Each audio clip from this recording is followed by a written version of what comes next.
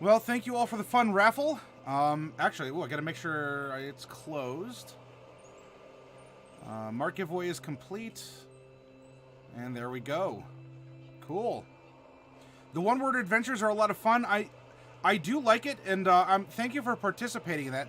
You know, I hope that a lot of you out there, I hope a lot of you out there will end up partaking in the weekly prompts that we have going here. Right, every week, I throw out some things to just help jog the imagination, practice a little storytelling. Nothing too complex. And so, if you want to participate on our Discord for it, this week's prompt is a tiefling gardener tends to and seeds an early springtime plot of land. And so, one word at a time, and allowing for 2 people to post between your own. This is what we have so far. Donning his sweater and mug, Maddie went to stream. Soil is the most smelly substance when moist. Now throw that wonderful raptor flower a bundle of fertilizer. And you all can continue the story one word at a time. You did, in fact, miss the raffle, Delcorin. You missed it by about an hour. We opened up the entry at 11:05 or so, and yeah, we closed it up and it's all buttoned up and put away. But next month, the third Wednesday of every month is the raffle, and so we're looking at April 18th. No, I'm sorry. April 17th is going to be the next raffle. April 17th.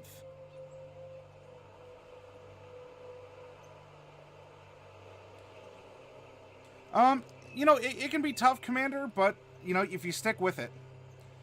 Now, for our art prompt, for any of you who like to, you don't have to be good at it. The prompts that I put out there are for you to just sit down and doodle something, right? For example, what does your coinage, such as a gold piece, look like in your fantasy world? Are you bored and you're sitting at a restaurant with a paper napkin and you just want to sketch out a silver piece or a gold piece?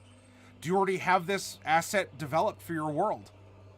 Take a picture of it, whether it's digital or traditional or whatever. You want to sculpt it out of Sculpey? Out of Play-Doh? I don't know, you want to make a flan and kind of like take a slice out of it and that's what your coin looks like? All that I ask you do is just create something, right? Share it with other people. So what does your coinage look like? And you're welcome to post a picture or something here down below.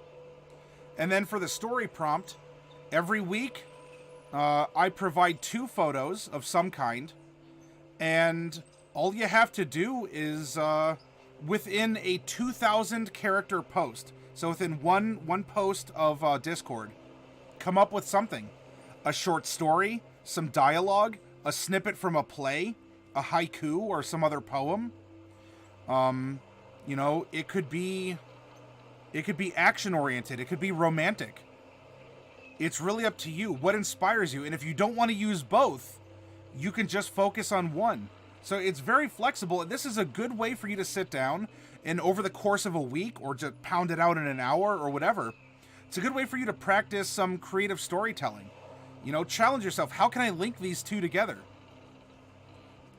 Cake Boss did so by treating this as an area that this imaginary airship was flying over. And then they found a pyramid nestled in the hills. That's perfectly fine. Fox in a Box. Puzzles resolved, worlds unknown. Mysteries unfold, secrets untold. Is that the incantation for opening up this puzzle box? Is this a magical artifact? Was it found here? Was she referencing one or both? Yes, maybe. So. Who knows? But these are direct inspirations from these 2 interestingly joined items. So, challenge yourself. Go ahead and feel free to step up in the one-word adventure, the art prompt, or the story prompt, and contribute to the community and get some practice in.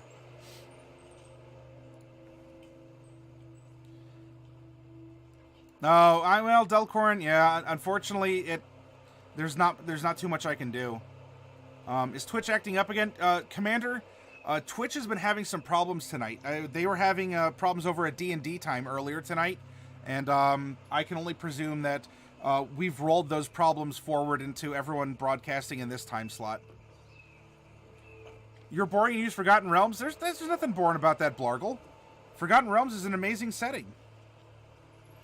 And you know what? If you ever want to do one of these prompts, you can have this take place in the Forgotten Realms if you're really used to it. It doesn't have to be original. I mean, like, everything's 100% original yours. I haven't been looking at these, but I am for sure going to be now.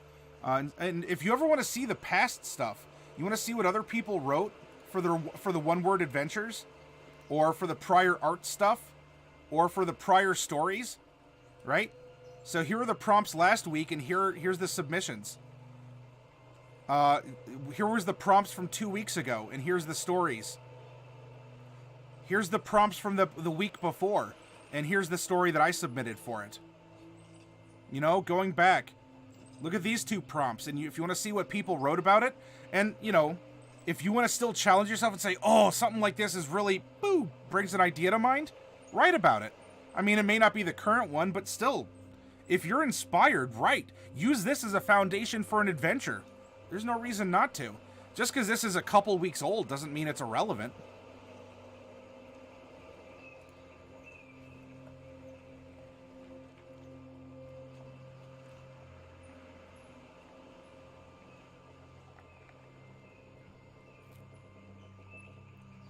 So anyway, bit of a commercial for our Discord. Whoop. Of course, there's also mentor networks, too.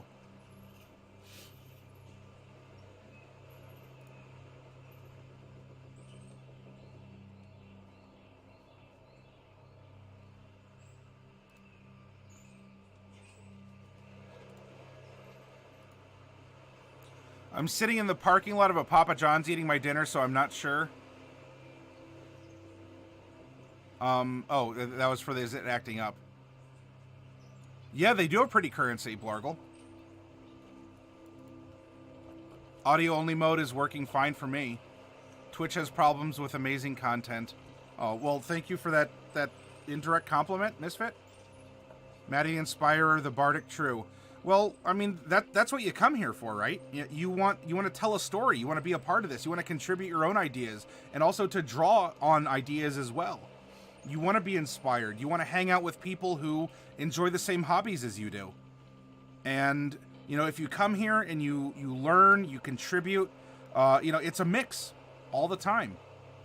And I hope that's what keeps you coming back and is what is continuing to grow our community. All right, so let's do a quick review. Not that I we can still talk in chat up above here. That's fine. But in a quick review of things... oh, shoot. Hang on. Alright, there's that last Mad Mage, by the way, before...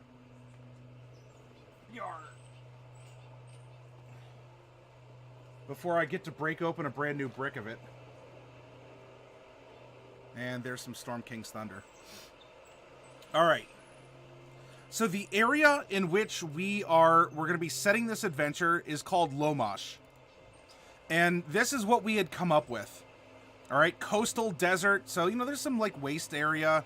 You know, it's very arid, very deserty. We're kind of drawing on the Arabian Peninsula and Egypt in North Africa for some inspiration here.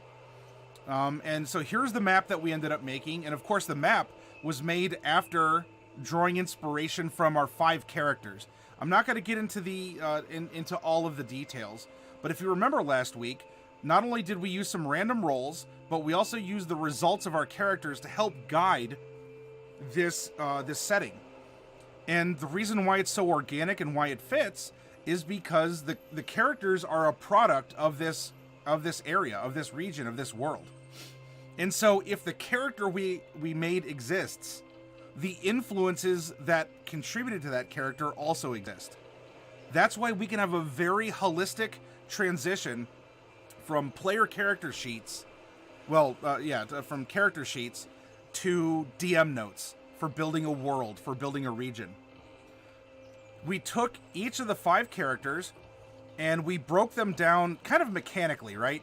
Brother Elias, chaotic neutral, male rock gnome, divination wizard, assassin rogue, who's a gladiator but a storyteller through his performances.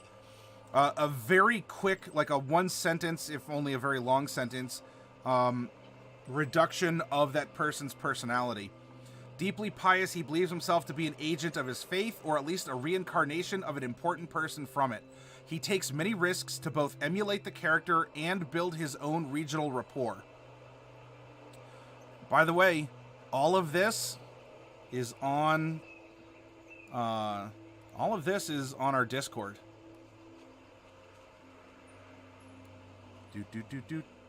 You see here it says stream content.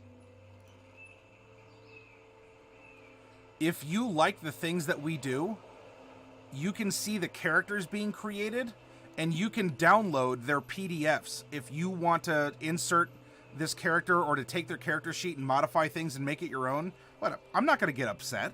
In fact, these aren't even my characters. These are characters we all have built. All of this is available freely to you. You don't have to be a subscriber. This is public information in a way. Right? Do you like the map? Download the map. You like the NPCs or the prompts? Download it. Download the content. It's all right here for you. Campaign after campaign. And if you want even more, come down here to Old Workshops. These are all the adventures and all the content we made in 2018 that you can download and watch and access and interact with.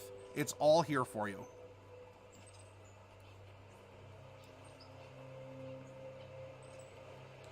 We copied and pasted their personality traits and such, and the reason why we did that through all 5 characters is so that we could come down here and distill some prompts for us as a dungeon master. Right? So location prompts, well, we're definitely, we're going to need a lot of this on the map, and a lot of this was considered to be put into the map and to the history and everything we talked about when developing Lomash. Our NPC prompts. Here are aspects of each of the characters that, again, by their existence, they're bonded to something that is still around in some way. And it makes it so easy for us as dungeon masters to hook our characters and draw them in, because the information is on the character sheet. If we presume that we didn't make those characters and that each of our 5 players did, we've spent a couple hours max doing dungeon master work that is immediately drawing the characters into the area. With a quick study of the characters, here we go. And so, you know what we did? We made NPCs.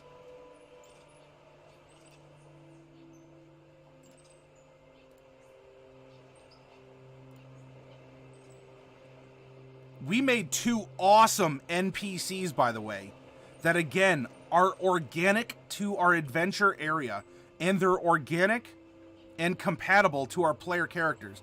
Maybe not all of them, maybe just a few, but enough to still grab people's attention and to bring them in, to bring everyone in on the adventure.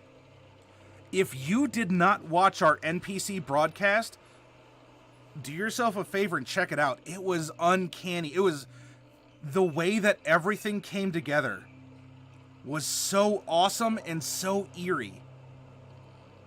You sit back and you're like, that's the product of random rolls? Look how deep those characters are. Look at how well they fit into everything that we've done. Look at how compelling they are. I mean, I may be on a soapbox, or I may be tooting my own horn, doot doot. But it was an amazing session. And we're going to continue that today now with the creation of some villains. Because again, if NPCs, not that either of these NPCs are exemplars of, they're not the old granny who provides you free potions every time you come to her with a boo-boo. If the NPCs we made are compelling and in their own way challenging to the story, what are our villains going to look like? I usually try to make 5 NPCs for each area, depending on the size. I've doubled or tripled that. And you know what? Yeah, Commander, we could very easily do that, right? With Loma, we haven't even named the capital city. Like, actually, the 2 characters we made kind of actually live out in the wastes. We could go through, and we don't have to make detail. Not all the NPCs need a lot of detail. These are more of the, like, the story NPCs. They're the driven NPCs. But we could go through, and for Risha, who is the ruler of Risha? Who is the religious leader? You know, give a couple names and just quick pound out a couple rando stats on them. And if they become more important, we'll add more important details. But until then, because as a DM, we have an overarching idea of, all right, so, you know, here's the people. This is how things work. Then you can make decisions on the fly way more comfortably and still tell a solid story as a DM.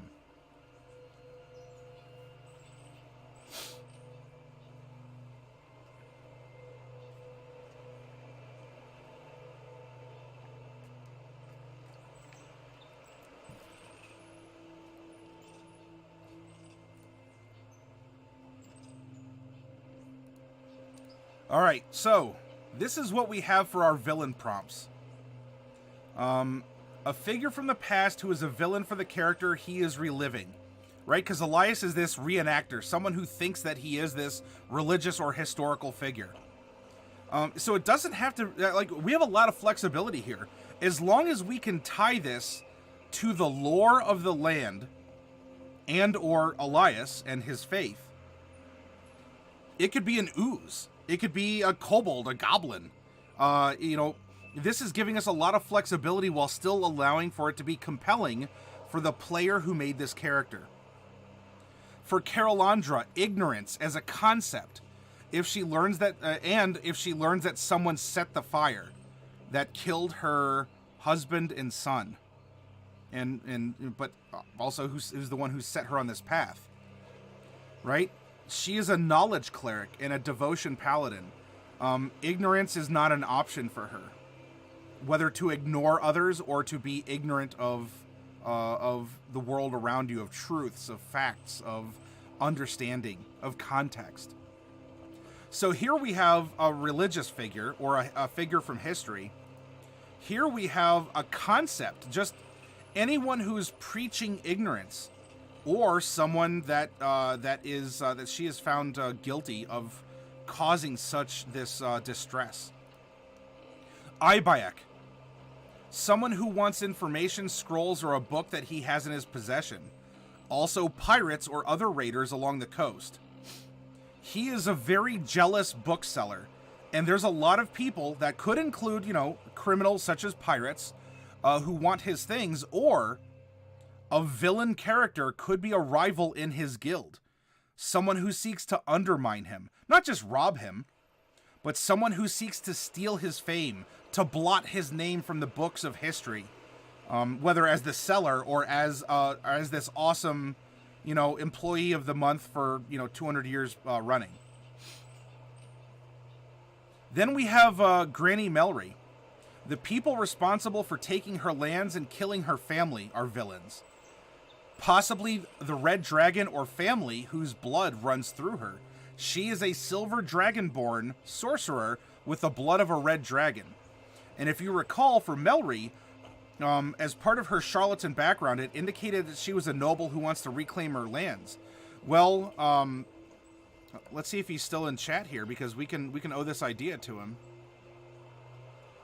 No, I do not see Bombard in here. Well, so Bombard said, well, what if her family actually ran a Tiamat cult? Brilliant. I never would have thought of that, but yeah, her family might have actually been the bad guys in that they were running this cult while she was a kid. So she didn't really know what was happening. All she knew is that a bunch of people, in this case it'd be like paladins or whatever, and good guys, came in to put down the cult. They killed her family and seized her estate.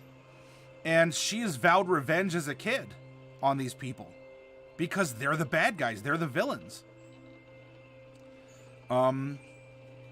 You know, if there's this red dragon, if she sees the nature versus nurture, she was brought up to be a polite girl. She was brought up in polite society. And yet in her veins runs this blood of a red dragon. What compulsions, what nature can come with that kind of an influence? Magical, mundane, or a little bit of a fusion of the two. And then as for Deke, he is a sage. He is all about knowledge. And so anyone who is preaching ignorance, we have a strong bond between Deke and Karalandra. And so a villain that is going to draw those two together is going to be compelling. And because Melry's NPC is the one who drew Deke into being a warlock, suddenly we have maybe a connection through Melry as a secondary sort of hook or an attractant to this villain. If someone's preaching ignorance, that could be by burning books or by hoarding them so other people can't access them. Suddenly, we have a secondary or tertiary interest with Ibayek. And for Elias, what if this is an echo of history? Was there some sort of a book burner in the past?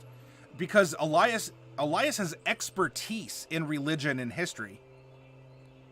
And so something like that, he'd take offense to. You know, we've never really established what his alter ego or whatever is, but that flexibility is allowing for a lot of adaptation and to give us the prompts we need. So we can keep this up for reference. However, there is a very handy-dandy guide.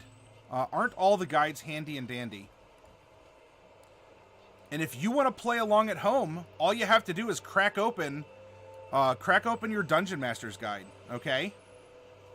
And let's come up with some random traits for our villain, and using the knowledge of the characters and the region and everything else, let's have this villain be a part of our adventure. And I think we're going to find that this is going to be a fun journey that challenges our improvisation and also at the same time solidifies our confidence in running a story like this. All right, so class, come on now. Class, open your Dungeon Master's Guides to page 74.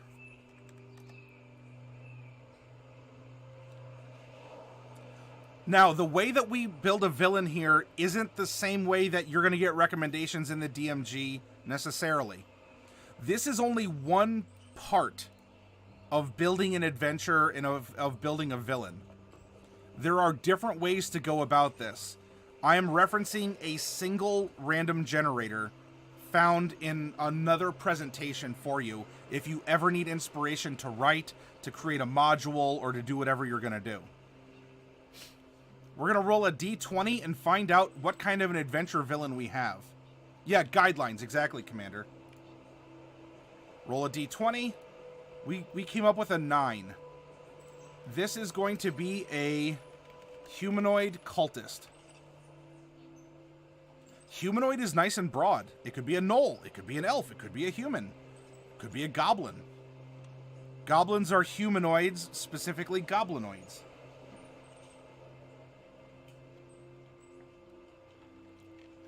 Could be a tiefling.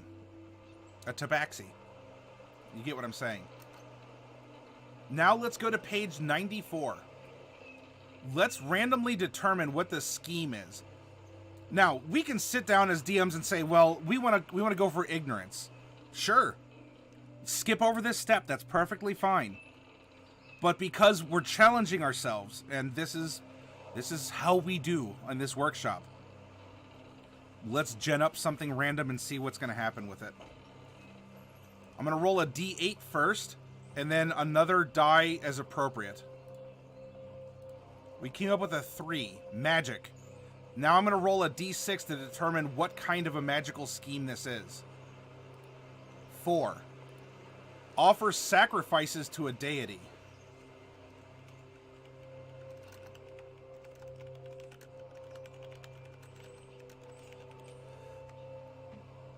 What if this deity... What if the sacrifices are books? And because we're talking about book burning and the destruction of knowledge. By sacrificing books and knowledge, especially if it's historical or whatever, to whatever this deity is, you know, that's what empowers this deity. Is a consumer of information or a consumer of the past. Almost like a Langolier. I don't know if you're familiar with that as a Stephen King reference. Does it have to be this? No. First thing that came to mind, it could be worth noting, but by the time we get done with this, maybe we're going to go in a completely different direction. Which methods, or in this case method, does the villain use to accomplish this scheme? Let's roll a 20-sided die, and then another die is appropriate. 7. Dueling. Oh, all right then. That one's pretty straightforward. So in this case, maybe if the sacrifice isn't a book, maybe the sacrifice is by challenging people who are steeped in history. And if they die in the duel, their soul, their knowledge is what goes up to the god, if we want to stick with that. All right, what is this villain's weakness? Weaknesses are on page 96.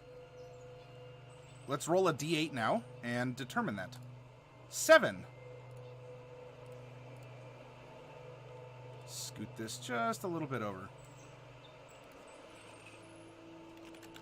The villain fails, or the villain falls, when an ancient enemy forgives its past actions.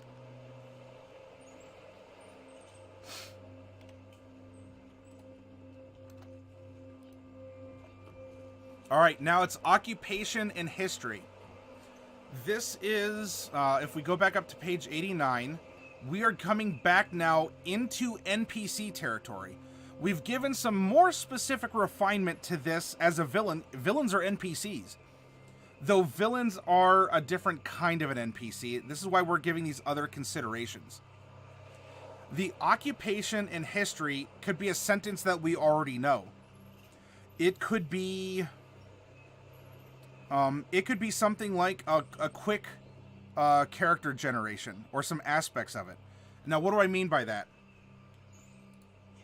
We can roll a couple aspects. I don't want to do race right now. I want to focus on, because all the races can do this in their own ways. I want to focus on the actions and the intent. I don't want to get wrapped up, unless this is a campaign about racial politics and we're exploring that. I want to know who our character is. First, what lies in their heart of hearts. And so to do that, really all we'd really need is something like a background and maybe a class and or a subclass or a multi-class. And we have really the background is going to be the biggest piece of information here. Because, if you need a sword swinger, almost all these classes can swing a sword. This is a refinement, but the background could be very compelling to give us more insight into this person's occupation or their history. What have they done before they rose to the ranks of being a villain? This is some of your favorite stuff to write about. Well, Commander, if you're playing along at home, I hope this is giving you some cool ideas. So let's roll a 13-sided die and figure out what this villain's background is. 4. An entertainer or a gladiator. This could be a good hook for our other gladiator, right? Entertainer, gladiator, duels on stage or where else, or so we have like this Azrael, this Batman figure, right? Or maybe it's appropriate to just say we have a Batman and now we're making the villainous Azrael. This has a lot of potential for us. An entertainer or gladiator, and I'll tell you what, let's roll a d12 and find out a class to go along with it. 7. 7 is a paladin. Ooh.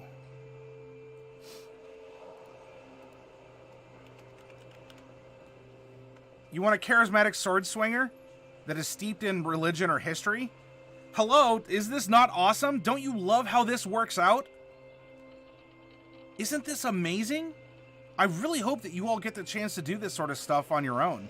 Or if you're ever in need of entertainment, I mean, I know we live in a digital age, there's Hulu and Twitch and YouTube. Just sit down with a piece of paper and do this and entertain yourself for hours. You like to make villains that aren't necessarily evil, just pissed and too powerful for their own good? A paladin kicked out of his sect for doing too many illegal things? Yeah, we could make this You know, we could make this a an oath, the broken oath. We could go with any of the normal ones, or if we just want to, or Oathbreaker is what I meant, or maybe Vengeance, right? The consideration on our random roll chart for an evil paladin is an 80% chance for them to be an Oathbreaker, or a 20% chance for them to be a Vengeance paladin. And, you know, if we're not sure, we could just roll, right? Just whip out a percentile. 49, we have an Oathbreaker.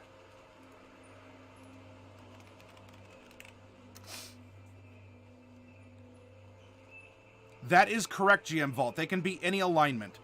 They offer suggestions that a particular oath would attract more of this kind of attitude or demeanor than not, but there are no alignment restrictions on any of the classes.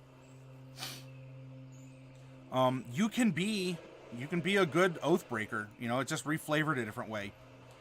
You can be a good Death Domain Cleric. Nothing saying that you have to be evil for that. Not an Oathbreaker, just a troublemaker with a little bit of power, maybe a lieutenant or some such of tortured innocence. Alright, we don't need this, maybe, anymore. What is a notable part of this person's appearance? Let's roll a d20. 17. A distinctive nose. Is it in a keyline nose? Kind of like that, the hook, like a beak. Like an eagle is a keyline, right? A-Q-U-A-L-I-N-E, I believe. So more of like a hook. Is it a broken nose? Is it kind of crooked?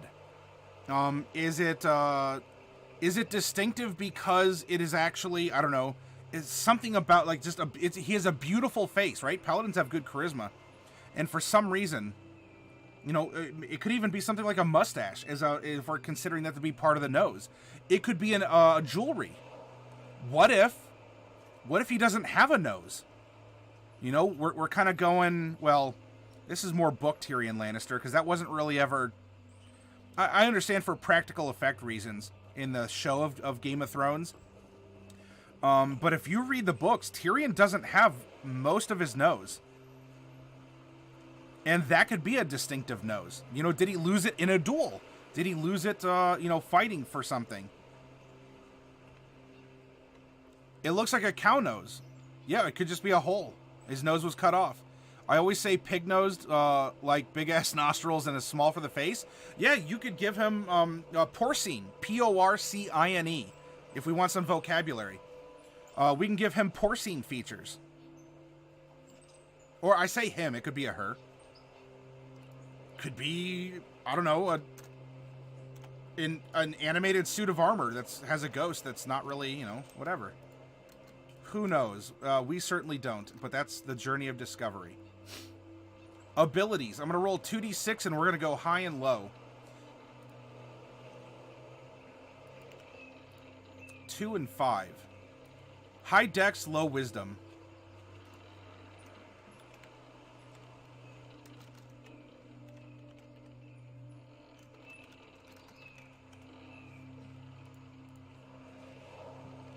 A dex paladin is certainly viable and can still put in some work.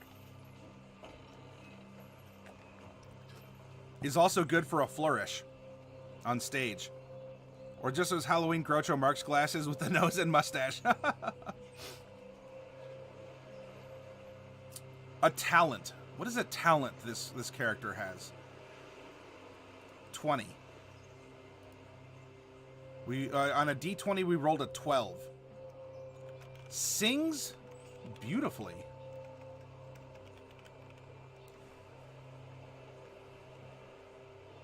Is it because of the nose? Or the lack thereof? Can somehow the voice be modulated or sound haunting and captivating if it's resonating out of an incomplete nose? Or again, it could be a beautiful intact nose that has, you know, jewelry or something. Or otherwise, he just sings beautifully. It doesn't have to be linked directly to the nose. But these are all options for us, right? We're putting pieces on the table. so we can step back, look at it, and then we can start assembling this character from the pieces that we can see. But he or she can sing beautifully. And by the way, when you're making a villain, things like this add very cool accents. Because they suddenly aren't a Saturday morning cartoon villain. This is a person with thoughts and feelings. A person who sings beautifully. You know, the party's out on the dunes, and the moon is high and bright, lighting up everything because of the light-colored sand. They hear this haunting melody, and they know that as they approach, this is the figure that they've dreaded seeing. This is the one that's pulling the strings, or whatever. And yet, as they grow closer and they see this silhouette against the moon, sitting on top of a sand dune, all they hear is this beautiful music. A hymn to a god. A recitation of some sort of old song. It humanizes your villain and doesn't make your villain a thing. It doesn't make them a bag of hit points.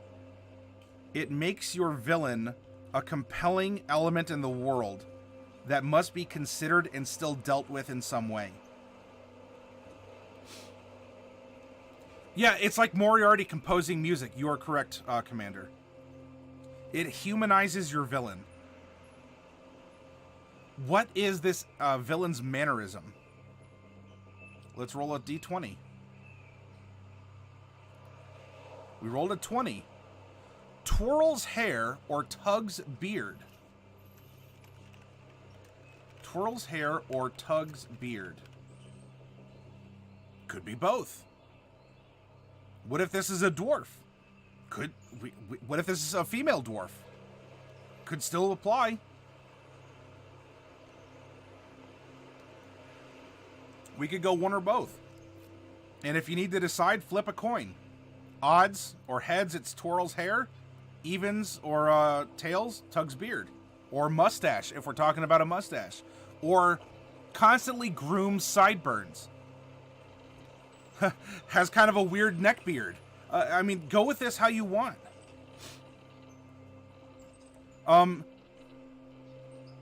Touches eyebrows. All kinds of stuff here. Jimmy Durante? Is that in reference to the Groucho Marx glasses? Oh, singer. Oh, yeah, the singer with the big nose. Got it, GM Vault. Yeah, it was often in old Looney Tunes. I think he was Jimmy Durante was often kind of like lampooned with some Looney Tunes. Hey, Vehemut, welcome. Now, the villain's interaction with others. This could be with the PCs, or this could be with minions. This could just be in society in general. These are all considerations. Oh, you did an art prompt. Awesome, Dark Wolf.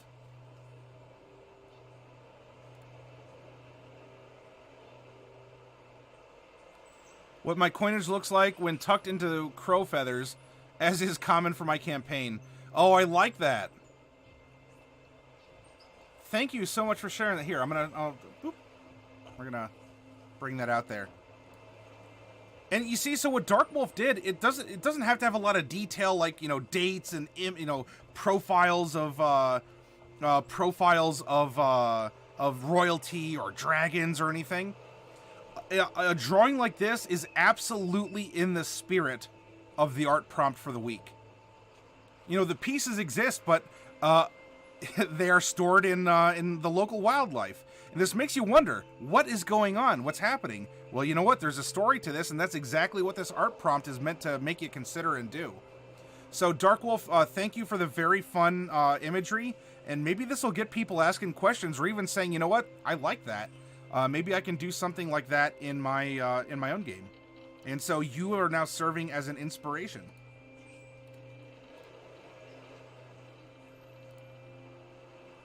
Yeah, cha-cha-cha-cha.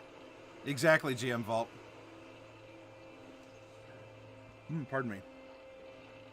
Interaction trait is going to be on a D12. 4. Rude.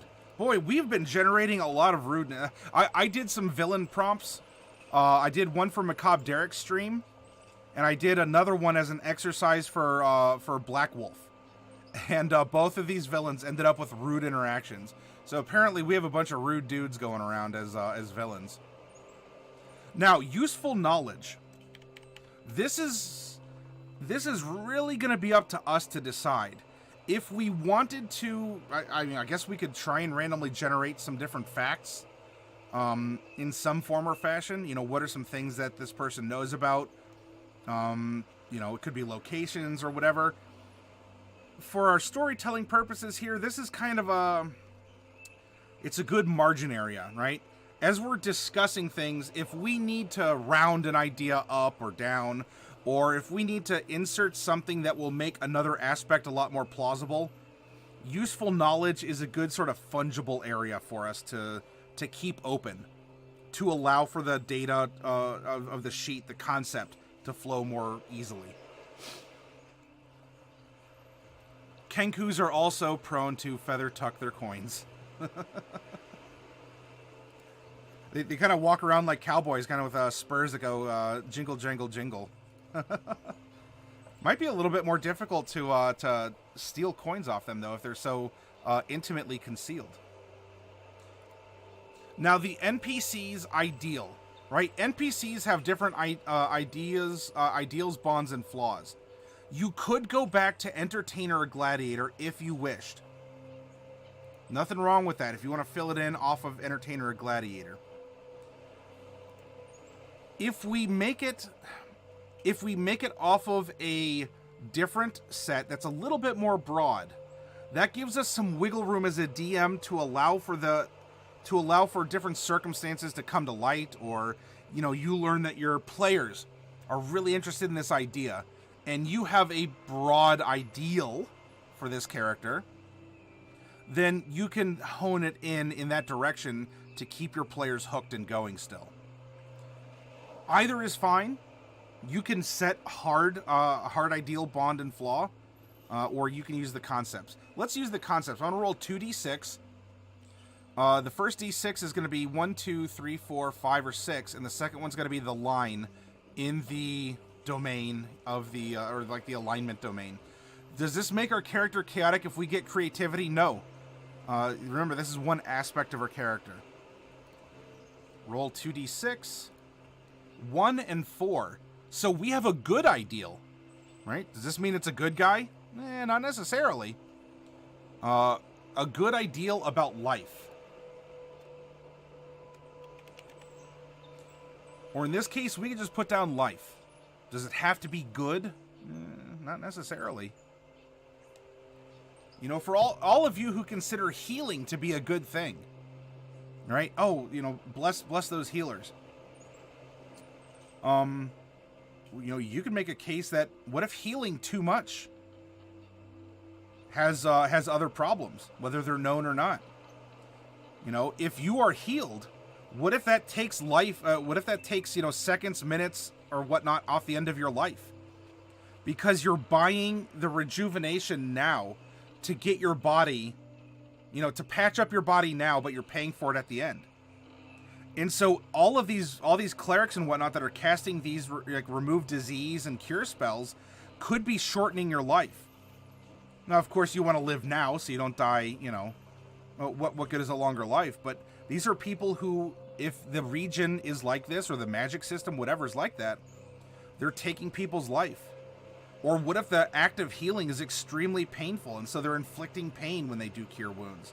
Or if a cure spell is causing cell growth, if you don't want to look at it as like the reduction of the telomeres at the end of your gene sequences, which is what contributes to us breaking down as we grow older, because as our cells replicate, they don't have that tether at the end for any loose data. And so when our genetic code through cell replication starts becoming less and less, we are not making as cohesive or full a skin cell. You know, we're as our organs are sort of, you know, doing their natural, you know, regeneration or cycling, we have less and less active or like fully healthy kidneys. And so as we age, our bodies break down because our telomeres, our extra gene sequences for, you know, reproduction are gone. And now the RNA that scans our DNA to replicate it, our replicators, are eating into our own genetic code and producing bad or faulty cells or dead cells. Or if we get a mutant cell, that's what causes cancer. And so your healing could actually be causing a cancer to grow. And if you want to explore that, you know, you can have a cancer mage that goes around and heals people but spreads this kind of sickness. But because a cancer is your cells, and I'm sorry if this is close to home for any of you, as many of us, and myself included, have faced loss or tragedy or something else, stress through cancer, whether it's yourself or, you know, a friend or family member. But you could have a villain that is exposing people to this kind of, you know, radiation, right? It's kind of radiant power or whatever, if you want to call it that, and is going around healing people, but is causing these cancers to develop.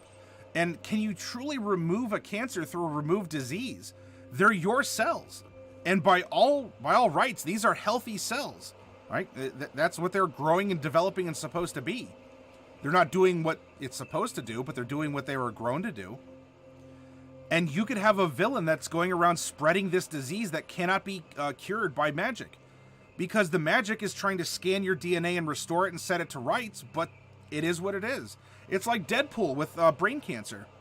Those are his cells in his own brain. And when his body locked in his cell structure, when his powers were given to him, right? It fights the cancer, but it can't get rid of it because it's a part of him. Maybe it's not your rejuvenation. Maybe it's someone else's. Whose, you don't know. Don't worry about it. Your life is saved, right? Thank you for that consideration, Rytel.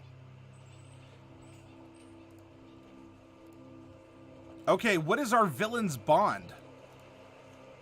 Let's roll a d10 and find out. A 5. Captivated by a romantic interest.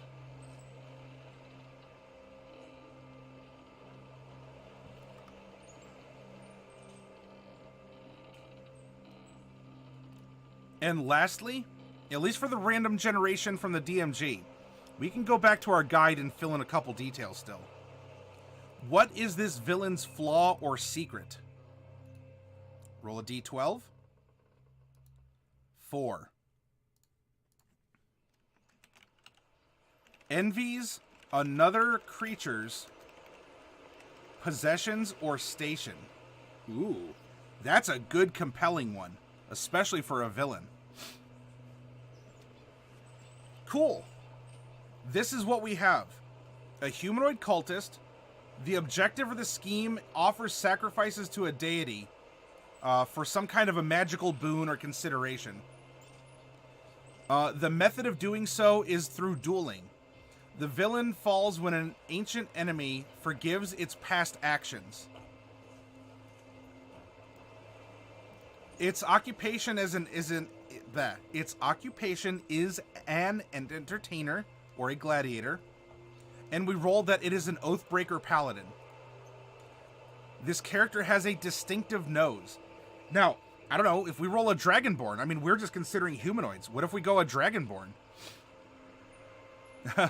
You want to remove the snoot? That's kind of most of the upper jaw or whatnot. Or maybe as a Dragonborn, it's just way more humanoid in appearance. It's really like a human with scales than getting the snoot and the spine, like the Predator dreadlocks kind of a thing going on with spines. Maybe it's just a more, human washed down variation. Sings beautifully. High dex, low whiz. Mannerism, twirls hair or tugs beard, or something else that's thematic in that prompt. Rude interactions. It can still be tactful in a way. Can still be polite, but also be rude. Useful knowledge is kind of our squishy area for whatever we'd like to throw in there. This character's ideal is life, to live life, to love life to the fullest. You know, could it be hedonism? Could it just be an appreciation? You know, if we have this Oathbreaker, if this person considers, well, you're wasting your life, let me end it for you because you do not value it, right? Goes through and suddenly we're finding a bunch of drunkards here that are dead in the streets. They all look like they have the same stab wound to the heart, like exactly to the heart, precisely, like someone knows what they're doing in a duel. That could be a prompt, that could be a good introduction. And so these people who've been wasting their lives are then put through this sacrifice. They've been put to the blade, and their sacrifice goes to fuel this connection to a deity. And you know what this ancient enemy could be? If he's an Oathbreaker, to whom did he have his original oath? Because that could be an enemy to this character. Consider that. You gotta go. Watching Incredibles 2 with a girlfriend, posted the story prompt. Gonna try and wrap it up this week. Have a good stream and creation sesh. Thank you, Commander Snowflakes. Let me know. Message me when you want me to send it out in case that you do any sort of trading. And I'll make sure tonight to get your the mini pull lists all updated. Is Pouty Lips still out there, by the way? I do not see Pouty. But Pouty's credit should be on there as well. This person is captivated by a romantic interest. We can have romantic interests with the party or with an NPC, because we made 2 very, very interesting NPCs, and we have 5 awesome PCs. And wouldn't that be a thing? That the villain is chasing after the group, not necessarily the other way around, because of that captivation. And that captivation could be, you know, the redemption of life, the creation of life. We could reference some animes where it's sort of, you know, like rom-coms or even like harem-style animes where, you know, the main protagonist has these ladies that are chasing after him, and, you know, and they're like, I want your genes, you know, you must pass on, you know, my family requires only, you know, that we only create strong children, and you've proven yourself to be strong in the school tournament, and or whatever, and you could have a situation like that. Doesn't mean that we can't have a silly villain.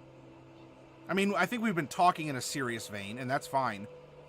If you want to draw, even if you have a serious villain and it's drawing on something that's kind of silly to you or makes you laugh, that's cool.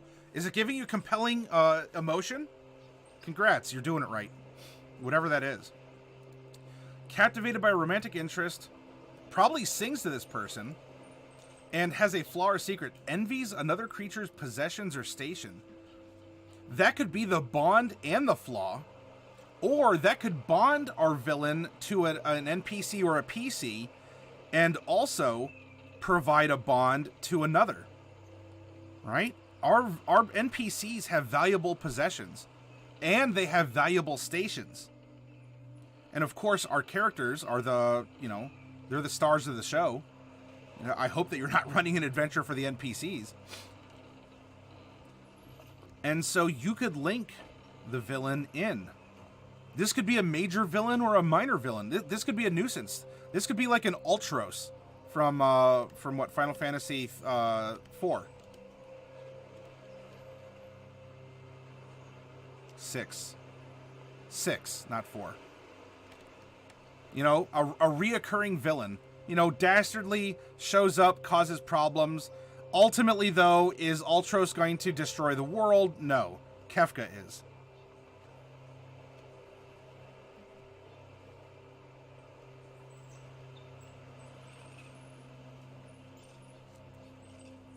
But Ultros will get in your way, hampering your ability to save the world. So now we know we have our character, for the most part.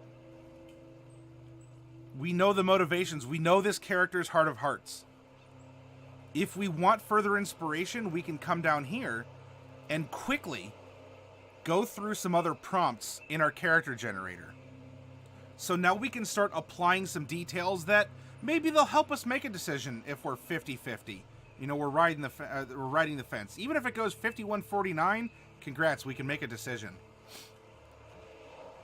So let's roll percentile. Do we have a female character or a male character? 40. We have a female.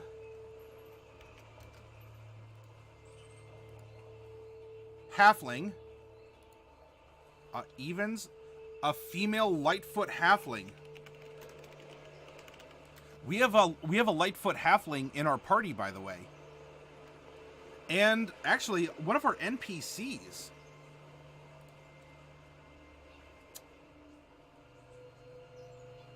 is a stout halfling. Yeah, half-orc, halfling, a stout halfling. Could go to the PCs, could go to the NPCs.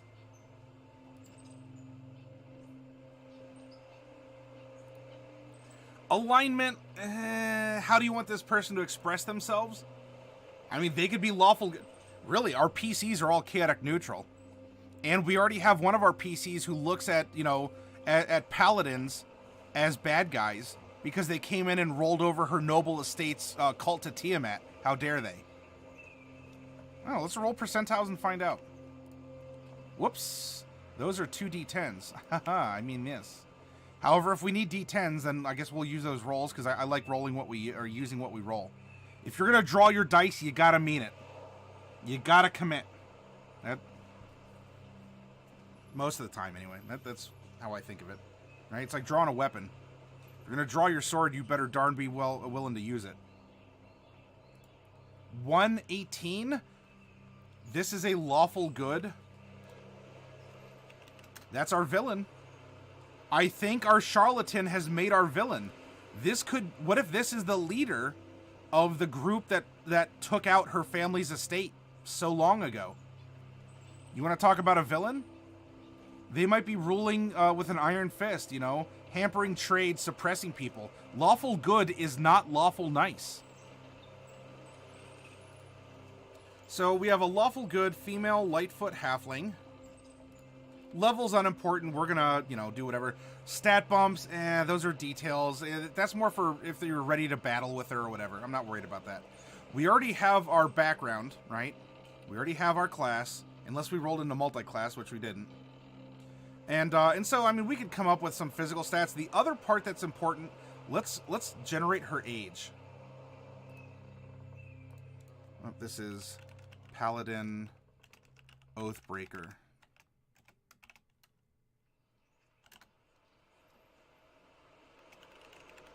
Entertainer, Gladiator. If we want, we can roll some of the specialties. I don't see why not. Storytelling would be cool. Make an even more direct opposition to our player character. But let's roll 1 percentile set and determine the age of our character. With an 86, this is an old character. And so for a halfling, an old character is column 5, halfling, between 156 and 200. So that's a 45-sided die. We rolled a 26, so 176 years old.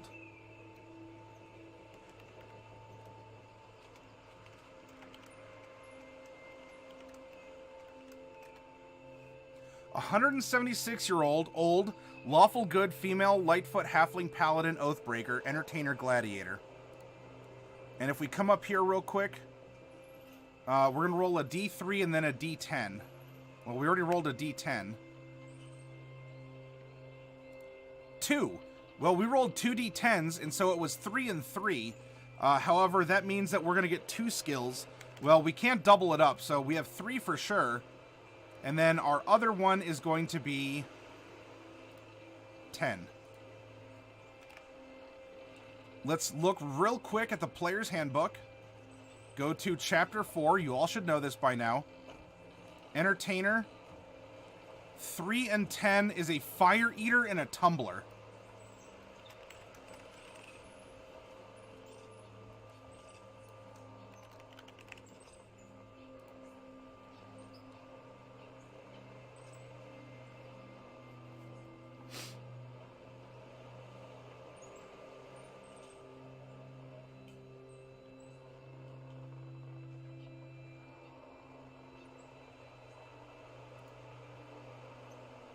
And there we go.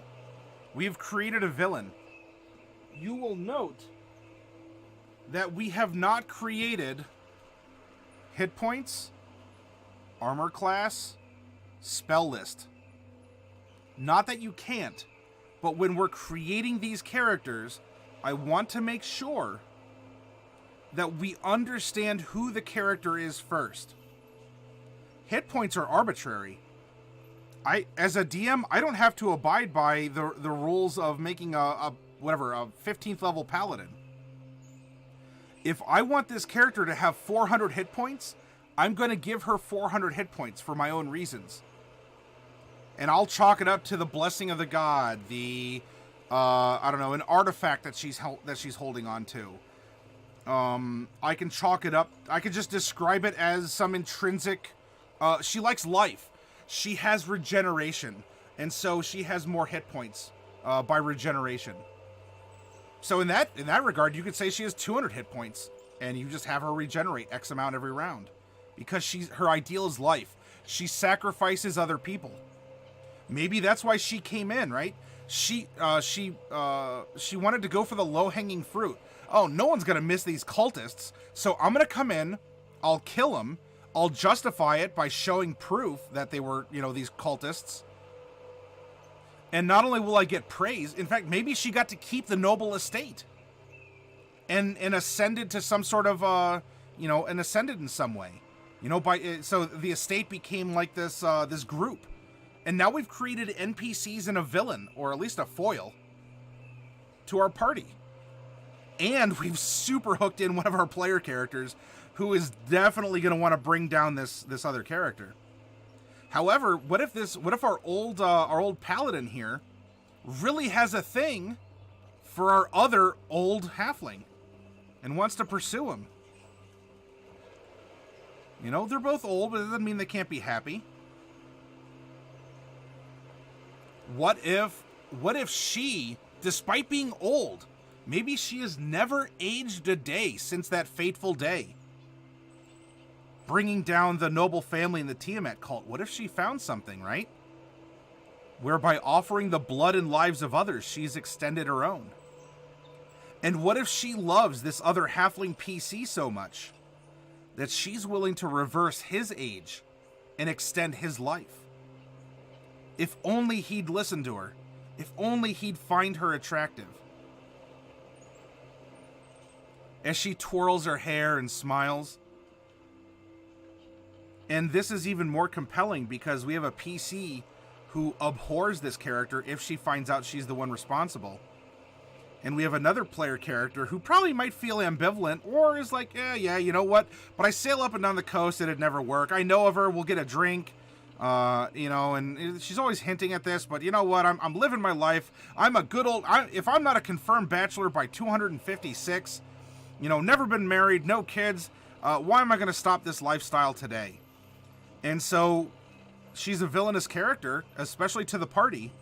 Is this an evil campaign? Maybe, in a sense. Maybe not evil. I think it'll make us ask questions. It'll be a campaign of the transition of power and how that occurs. But yeah, I hope you've enjoyed this. Do you feel that this is a real villain? Could you put a villain like this, even though we've created it for our campaign region that we've developed, could you run a villain like this in your own stories? I hope so. If you have a name for her, a title or something along those lines. Or is she an Oathbreaker? Maybe she was that noble, bright paladin that rolled in here. But then she broke her oath and is now, she swore it to Tiamat, who's giving her life. Ironically, running the cult just in a different manner. They don't dupe people to come into their noble estate and kind of drug them and sacrifice them. She goes out and duels people in the name of justice. Right? You take out the criminal scum in the streets. And in so doing, you empower yourself. Is she lawful good? I could make that argument. That everything she's doing is lawful good. Maybe mostly. Are you ultimately selfless? She'll make the case that she's saving people. Right? These people have already wasted their lives. You know, she's taking out people who are being a drain on the limited resources of the area, who are tearing down society through ignorance. She could drop the I-bomb on this group, and that is definitely going to get 2 other PCs triggered here. It's going to get their attention. And now we have a very tough villain for them to face. Because she's doing this stuff. But she ought not to. Or she might even, in her own sense, be creating ignorance by killing people and sacrificing their knowledge in exchange for life. Right? We may not be exploring physical genetics here, but what if, right, our blood carries information? That could be a part of the religion of this area. Our blood carries information. Information passed down from our parents and their parents and their parents. And so we look at, through the scope of philosophy, religion, or magic, that genes, that our genetic code, is simply information that you could find in a book. It's the result. You know, it's the fusion of genes and memes. Memes aren't just funny. Memes are not just funny images. Memes are powerful things themselves. They're ideas that get passed down like genes. Genes and memes are kind of 2 sides of the same coin. And so we kind of have this meme hunting paladin who then turns memes into genes and keeps herself replenished.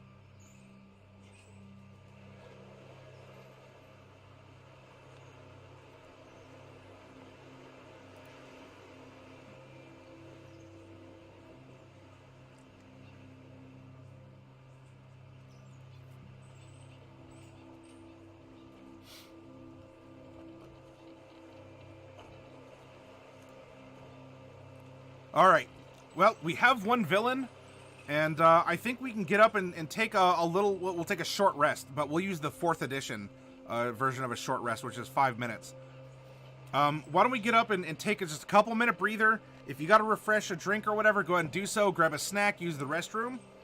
And when we come back, let's make another villain.